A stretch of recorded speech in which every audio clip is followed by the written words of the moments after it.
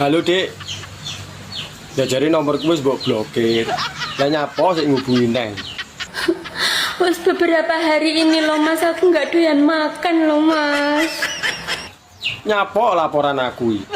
Lah wong dhewe wis rene hubungan lho. Semenjak kamu putusin aku itu loh Mas, aku nggak pernah mau makan lagi.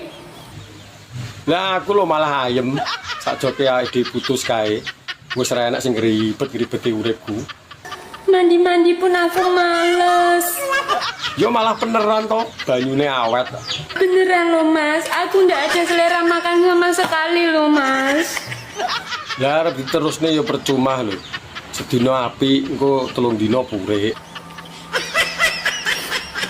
Kamu sudah